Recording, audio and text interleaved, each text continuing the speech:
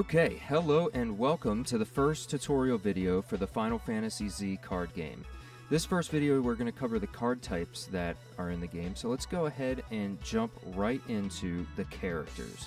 So in this game, your characters are not a monster or a minion that you play with in the game. They begin on the game board. You're choosing your party of heroes or villains or rogues almost like a fighting game character.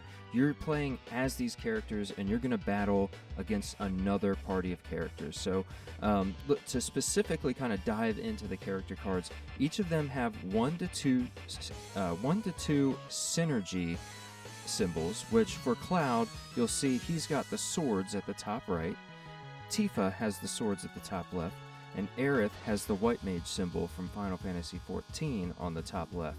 So their synergies obviously are swords and white magic for this deck. And what that does for you is that means you can include cards of that type in your deck. So if we go over here and look at Double Slash, for example, it has the sword symbol on the bottom left, which means that, hey, I'm playing Cloud, he's got swords, I can play this card in my deck. So that's kind of the direction that you go for deck building. But also, it's good to note with the characters, you can have up to 3 in your party. So a party with 3 characters is going to have a lot of effects, right?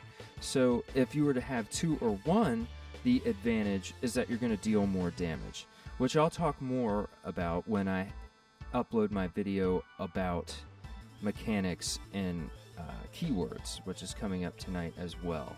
But just to give one last little tidbit about the characters, as you can see, I've got Aerith in a slightly different position than Tifa and Cloud. And the point of that is, if you've ever played the older Final Fantasies, they have a position, a back and front row. So your characters will be in the back and front row depending on the type of role and the type of cards that they're trying to play. Some cards will say back, like Barrier. Barrier says back, you get to stop a swords attack, where Double Slash gives you more effects if you're in the front row. So this will be something to pay attention to when we jump into the game, but just keep in mind right now, we're not going to fully jump into that mechanic, but that is something to be thinking about as you're learning about the game. Next, we're going to jump right into the limit breaks, and limit breaks take many shapes and forms. They're cards that you use within combat, and they typically cost 3 limit break. And if you're going to be playing on Octagon, this platform that I'm on right now, you can actually just click right here to raise and lower your limit break. And almost all limit breaks cost 3, and they're used as an action within the game. So for now, we're going to put that on the side and talk more about that when we talk about combat later in the series. Next, we're going to be talking about cards played during the planning step. So these are going to be specifically these horizontal cards. That's how you typically know if a card is going to be played during the planning step or not. And that is mainly going to be equipment and setups. So setups are pretty simple, so I'm going to start there. Setups are played during the planning step, and they typically have a power or an instant power to be used as an action within combat. So this setup is a little different because it stops a swords attack. It's a block, so it's going to be used reacting to an opponent's attack. But setups are single-use cards, so after you use it, it simply goes to your discard pile here. Equipment cards, however, they equip to a character. So let's go ahead and say Buster Sword is equipped to Cloud. All characters have 1 equipment slot unless they say otherwise.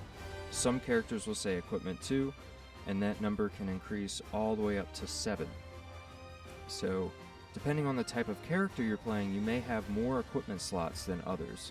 And the advantage of these, unlike setups, equipment cards are usually not single-use cards. They stay in play and play and play until your opponent does something about it, or if they have some effect to get rid of them. Like the Buster Sword says, you can shuffle this card into your deck to draw a card when you level up. So equipment cards are quite special compared to the setups, but that's why they're limited by how many slots you have. Next, we're going to jump into the cards that you play during combat, And this is going to be, we're going to start with cards that you use as an action, on your action. So, the first up will be a summon card. We'll talk about Alexander here. And these cards are quite costly. What they do, as you can see, this guy says he costs 4 in the parenthetical section of the card, which cost, we're going to go ahead and discard the top 4 of our deck to go ahead and play Alexander. And you always perform the attack that's on the summon card the second it's played, and then they also have a constant power to benefit you within combat as well. You can also see at the bottom right, he has a spell level. Spell levels come from 1 to 4, and certain cards will interact with those. But we're going to go ahead and sideline that for now. That's your summon card. The only other thing you need to know about summon cards is that they are discarded at the end of combat, and then also, if you are playing a summoner, they ignore the synergy rule that I spoke about in the beginning, where your symbols need to match. If you're playing a summoner like Yuna or Rydia, they can play any summon card within their deck, regardless of type or element or anything like that. And also, one thing to note about summon cards is they also are considered to be both in the front and the back row while they're in play. So you can use this type of effect with Barrier to make sure that you're always considered in the back row so that your opponent can't stop you from using a good card like this. But that is it for summon cards. Let's go ahead and jump right into our event cards. Event cards are played as an action in combat, and you resolve their power. So, for example, this card says power, look at your opponent's hand and choose a card. Your opponent shuffles that card into their deck. So this card, if it's your turn to go in combat, you're just going to play it and do what text is on the card and go ahead and discard it. Next, we're going to go right into the attacks. This card is double slash, so we would just right from our hand into play. Now when you play a card that performs an attack, your opponent gets an opportunity to block, which gives us a perfect opportunity to talk about Equal Footing, which is a block card.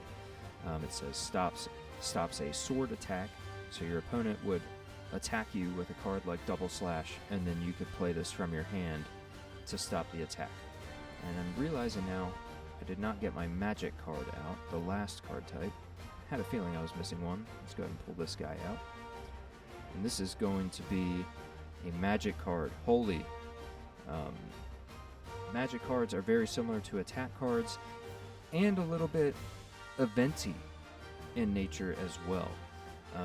Magic cards, they often perform attacks, but not always. Sometimes they can behave more like an event card, like Confrontation. But similar to these two card types, you play it from your hand as an action in combat the majority of the time. And magic cards are quite special because they usually have a lot of these synergy symbols on them. As you can see, this one has the white magic symbol that matches Aerith. Level 4, big leveled magic card here. And then also that is the light crystal, which I'll be breaking down all these symbols in episode 4 of this series. So that kind of hits the Cliff Note version of the different card types when you're thumbing through the card list and going, where do I even start? This gives you an idea of what you're going to be seeing when you look at the cards, but in the next video we're going to break down the flow of play and actually how you put these cards into use going forward in the game. So anyway, thank you so much for checking this video out, and I hope to see you on episode 2. I'll talk to you soon.